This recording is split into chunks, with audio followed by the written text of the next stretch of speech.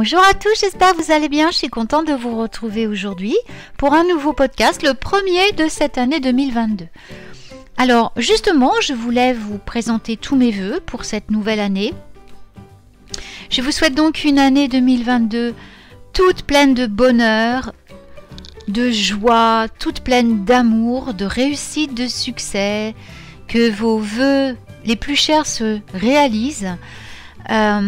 Et surtout, bien sûr, ce que je vous souhaite avant toute autre chose, c'est une magnifique santé divine. Parce que voilà, à cette époque, on en est tous là. Vraiment, c'est la santé qui prime avant toute autre chose. Et je crois que là, vraiment, faut qu'on focalise là-dessus. Voilà, la santé, la santé, la santé. Donc déjà, j'espère que ce matin, vous allez bien. Alors, je vais vous faire un petit podcast aujourd'hui sur quelques méthodes de divination très simples et très ludiques. Vous pourrez compléter la liste à votre gré, bien sûr. Voilà.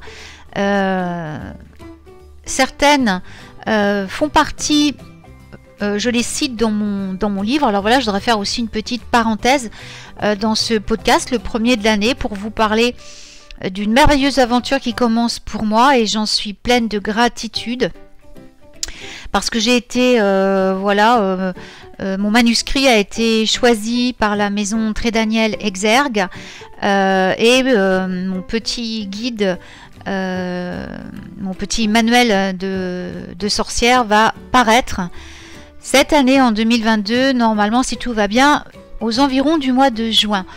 Voilà, donc je suis vraiment très très heureuse. Voilà, j'arrive pas à réaliser encore, je vous avoue, parce qu'être édité par Trédaniel quand même, c'est que j'aurais jamais cru de ma vie, quoi.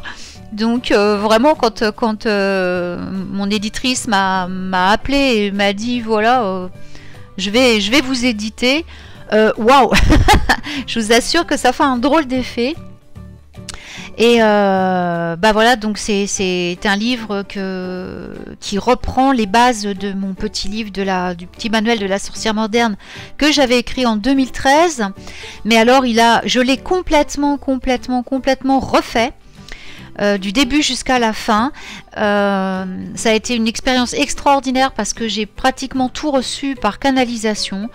Il y a des chapitres qui ont été rajoutés, notamment les sabbats, qui ne ressemblent absolument pas à ce qu'on voit actuellement. C'est très particulier. J'ai canalisé avec des ancêtres, avec des gens de siècles passés qui m'ont donné des textes, qui m'ont donné des... Ça a été un travail absolument époustouflant, qui m'a épuisée, puisque quand on travaille en canalisation, c'est vrai que c'est très fatigant, mais je dois dire que effectivement, comme c'est du travail de canalisation, eh bien, forcément, les énergies de ces personnes, de ces guides spirituels, mais aussi de nos ancêtres, donc qui m'ont communiqué ce qui se passait à leur époque, au moment des sabbats et tout, c'était une expérience extraordinaire.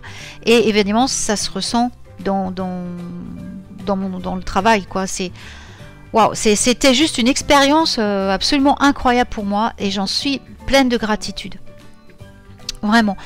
Donc, c'est un dépoussiérage de la magie, on va dire, parce que ça remet en place beaucoup de choses. Voilà, ça dépoussière tous les rituels qu'on voit aujourd'hui. C'est vraiment des choses qui peuvent être... ça prouve bien que tout le monde est sorcier, que tout le monde est magicien. Qui n'a pas besoin de faire des mystères pour ça. C'est quelque chose c'était mon vœu, vraiment, c'était mon souhait qu'à travers un livre, on puisse comprendre que la magie, elle est pour tout le monde et que tout le monde est magicien. Et effectivement, je l'ai bien compris aussi avec les canalisations que j'ai reçues, avec les êtres que j'ai contactés, qui m'ont contacté. Et ça a été... vraiment donc une expérience extraordinaire pour moi, j'en suis très reconnaissante. Voilà. Mais on va pas parler de moi que de moi ce matin, mais voilà, je tenais vraiment à partager ce bonheur avec vous parce que je reviens pas moi-même encore, quoi. Je suis tellement émue encore quand j'y pense, je suis tellement émue, je suis tellement reconnaissante, voilà, parce que c'est quand même une des plus grosses éditions françaises.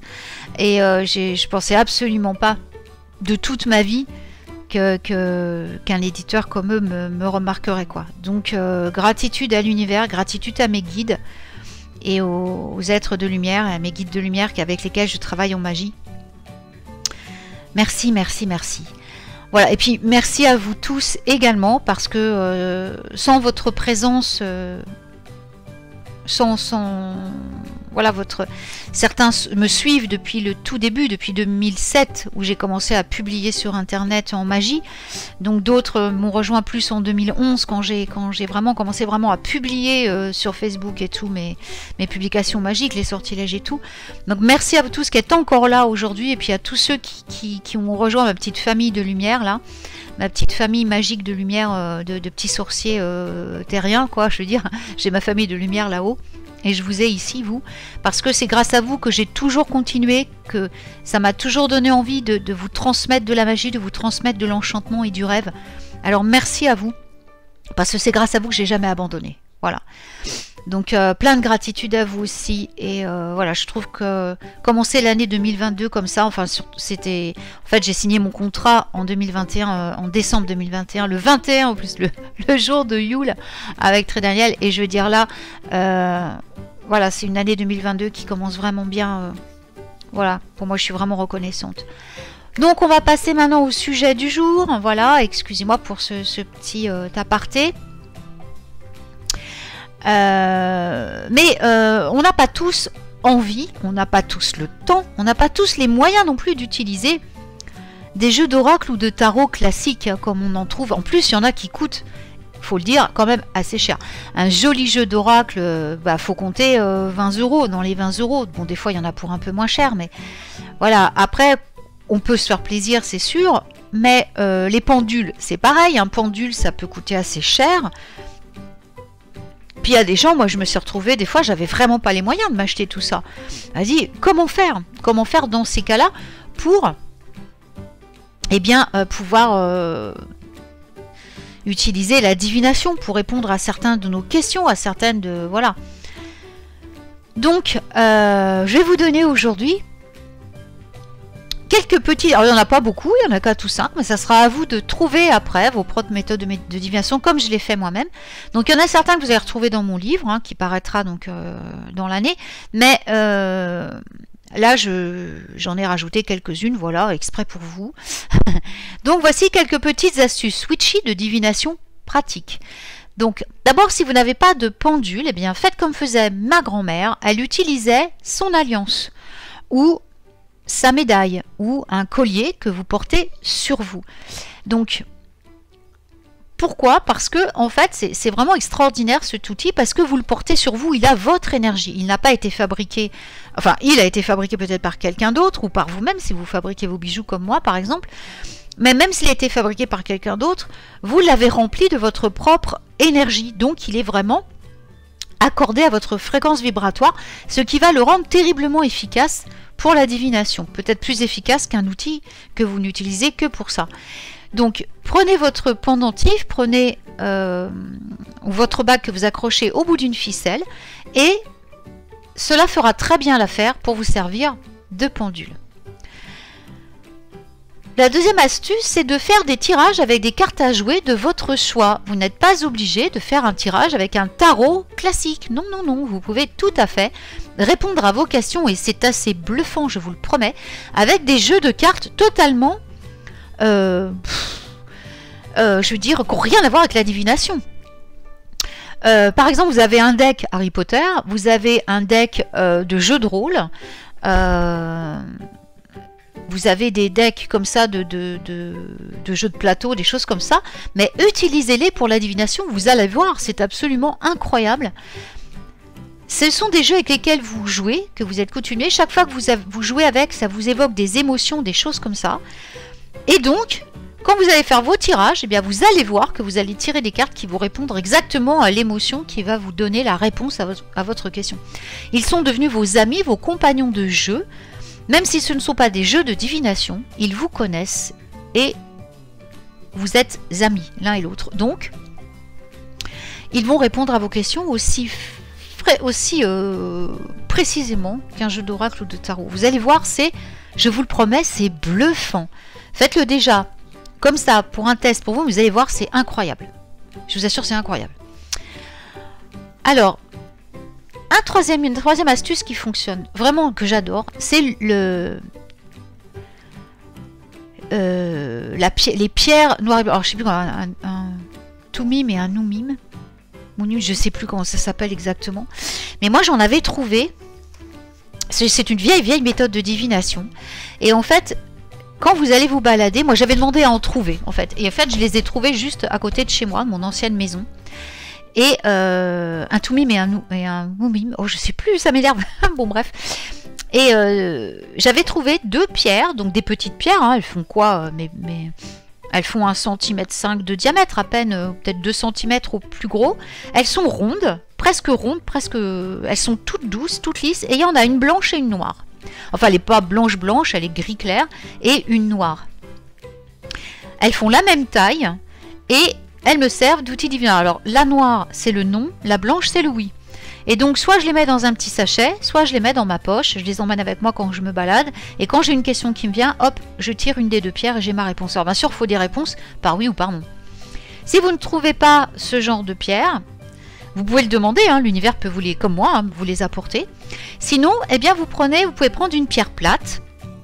Alors une petite, hein, vous ne prenez pas des pierres de 20 cm, une petite pierre plate, voilà, qui vous laisse assez d'espace dessus pour écrire oui et non. Donc soit vous prenez 2 pierres différentes, sur l'une vous écrivez oui, sur l'autre non. Donc il faudra trouver aussi des pierres de taille égale pour pas être influencé quand vous les touchez. Mais sinon vous pouvez écrire d'un côté oui et de l'autre non sur votre pierre. Et le tour est joué. Ensuite, une autre astuce, c'est d'essayer la bibliomancie. Alors ça, j'ai fait un podcast là-dessus. Cette méthode est géniale et absolument abordable par tous. Vous vous posez une question. Vous allez devant votre bibliothèque et vous vous laissez attirer par un livre. Alors, n'importe lequel, hein, ça peut être un roman, ça peut être un livre spirituel, mais c'est un livre de recettes, hein, on ne sait pas. Laissez-vous appeler par un livre, n'importe lequel, celui qui va vous appeler réellement, et ouvrez-le, laissez-le s'ouvrir à une page, vous faites défiler les pages et laissez-le s'ouvrir à une page, et vous allez tomber soit sur un paragraphe, sur une phrase ou sur un mot. Là où vos yeux vont se poser la première fois, vous aurez votre réponse. Et en dernière méthode, alors si vous avez des petits charms, vous savez ces petites breloques, hein, qu'on accroche sur des bracelets, sur des sacs, voilà, des breloques, hein, ou des pendentifs, hein, voilà, en forme de cœur, d'étoiles, de soleil, de runes, de déesses, de chats, enfin des pendentifs qui vous évoquent des émotions, hein, tout simplement. Mettez-les dans un petit sachet et faites un tirage avec. Ensuite, interprétez la réponse en suivant les émotions que l'objet que vous avez retiré vous évoquera, ou en fonction de ce que représente la breloque ou le pendentif. Voilà. Et en dernier conseil, eh bien, créez votre propre oracle. Soyez créatifs, j'ai fait un podcast là-dessus aussi. Donc, lâchez-vous, créez-le avec le support que vous préférez, et vous pouvez écouter mon podcast là-dessus, vous verrez. Je donne plein de tuyaux pour faire son propre oracle, que ce soit sur du bois, sur du métal, sur du papier, tout ce que vous voulez.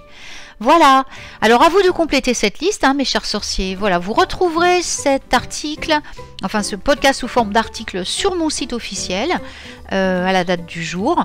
Voilà, et bien écoutez, je vous remercie de votre attention, je vous souhaite tout plein d'amour, je vous fais des gros bisous magiques, et surtout, prenez grand soin de vous. Protégez-vous, et ben voilà, je vous envoie tout plein d'amour et de magie, et je vous souhaite une très belle journée. À tout vite pour un nouveau podcast magique.